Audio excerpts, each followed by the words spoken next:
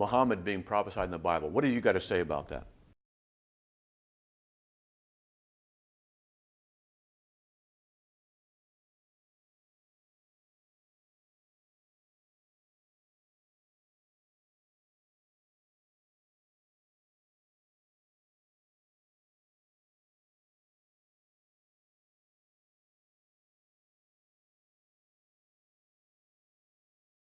The most popular one, which we can discuss, is Deuteronomy 18, which is the most popular one that we like to give, where we read about the prophet who was like unto Moses that was to come after him to the people of Israel. And we read in verse 15 and following of Deuteronomy 18, the Lord your God will raise up for you a prophet like me from among your brothers. And so stop right there. They'll say, well, Ishmael, of course, was the brother of Isaac. And so that it makes sense that the brothers that's in mind here is the Ishmaelites. We know, of course, Muhammad, being an Arab, was an Ishmaelite, and so Jesus, being an Israelite, is ruled out here. It must refer to Muhammad.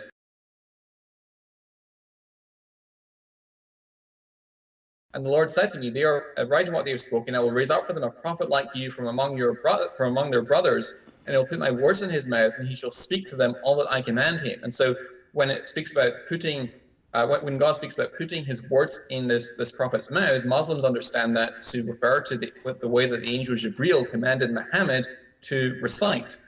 And unfortunately, if you look at all you need to do to refute this is to look at the context. The context is key. If you go back earlier in this chapter, to right at the start of the chapter, Deuteronomy 18, verse 1, we read Levitical priests. All the tribe of Levi shall have no person or inheritance with Israel. They shall eat the Lord's food offerings as their inheritance.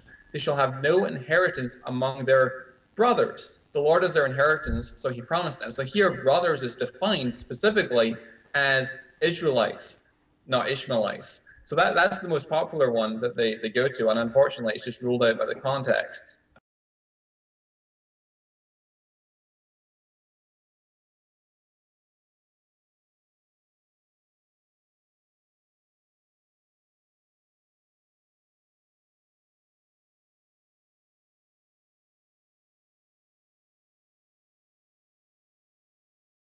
All you need to do to refute this is to look at the context. The context is key. If you go back earlier in this chapter, to right at the start of the chapter, Deuteronomy 18, verse 1,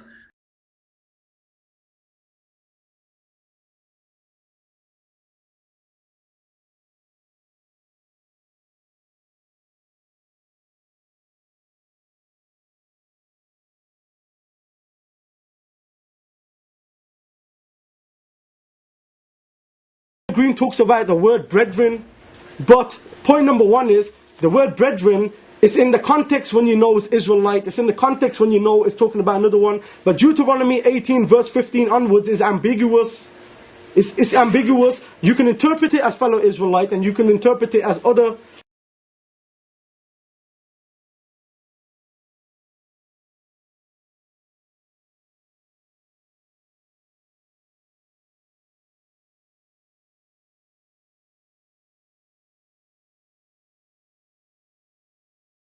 But I challenge Samuel Green to show how is Jesus a brethren of Moses. I'm sure you must have heard this argument. Jesus had no father, so he cannot trace his lineage to one of the 12 tribes. And to be a brethren of Moses, you have to trace your lineage to one of the 12 tribes. In fact, the Quran in Surah 61, ayah number 5 and ayah number 6 even makes this distinction.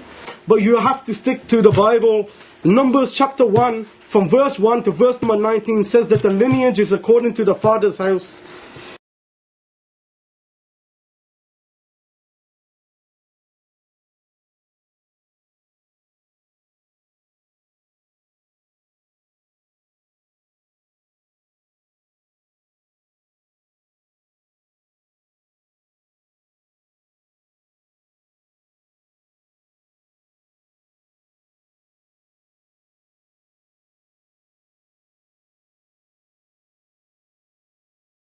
So basically what you're saying is, you read the context and the arguments fall apart.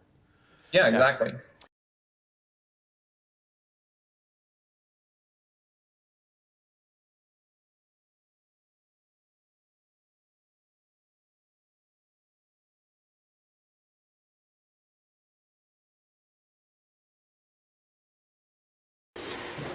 Now, in John chapter 1, verse number 19 to 25, in the New Testament, we realize that they're still waiting for this prophet like Moses. John the Baptist is asked 3 questions. Is he Elijah? Is he the Messiah? Or is he the prophet? Notice it doesn't say a prophet, it says the prophet, a specific prophet.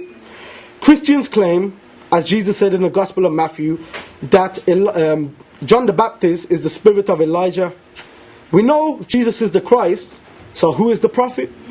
It's clear from here that the Messiah and the prophet are 2 separate figures.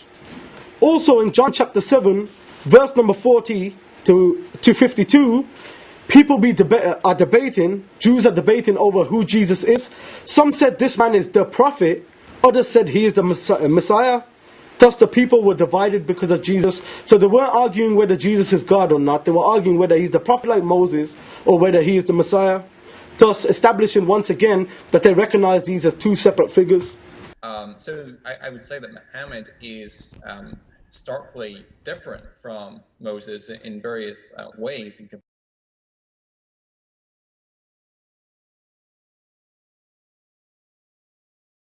Irrespective of any similarities, any contrived similarities that people allege between Muhammad and Moses.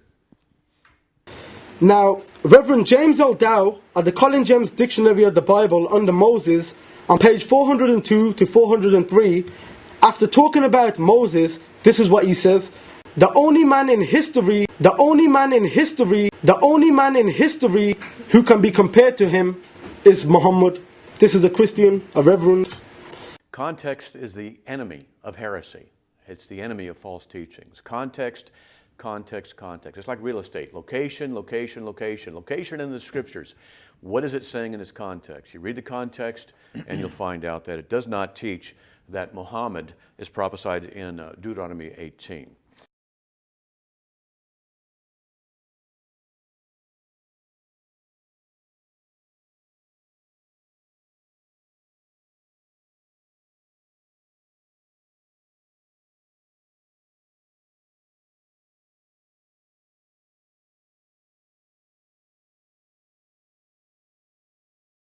Let me give you an example of the methodology used by Christians to find the prophecy of Jesus. In Matthew chapter 2, verse number 14, it reads in the following way: So he got up, took the child and his mother during the night and left for Egypt, where he stayed until the death of Herod. And so was fulfilled what the Lord had said through the prophet, "Out of Egypt I call my son." So according to the Gospel of Matthew, there's a prophecy in the Old Testament that Jesus fulfilled, which says, "Out of Egypt I have called my son."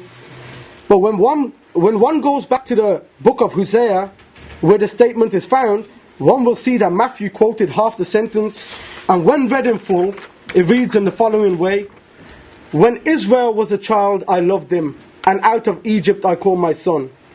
So we see that rather than being a prophecy of Jesus, this verse was in fact speaking about a past event, the Jewish exodus from Egypt at the time of Moses. Now Christians have 2 choices: either admit that Matthew ripped the Old Testament out of context, or say that scripture can have apparent meanings but also be foreshadowing future events. If the Christian chooses the latter option, then he must be consistent when analyzing the case of Muhammad fulfilling prophecies. If it's true, it has to be consistent.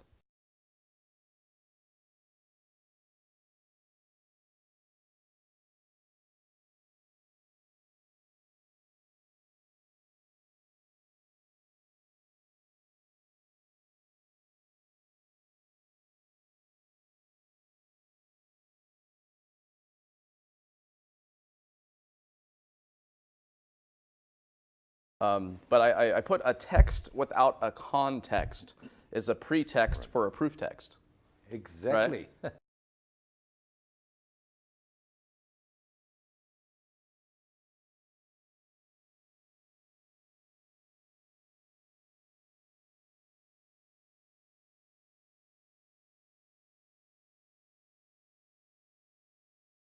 They wrote their own Torah. In Luke chapter 24, verse 46, it says, speaking to his disciples on the night of his alleged resurrection, he said, Thus it is written, and thus it was necessary for the Christ to suffer and to rise from the dead the third day. I would love Samuel Green to show me where this prophecy is in the Old Testament. John chapter 7, verse number 38, Jesus said, "He who believes in me, as the scripture has said, out of his heart will flow rivers of living water." I would like Samuel Green to show me where his scriptures have said this. If it's true, it has to be consistent.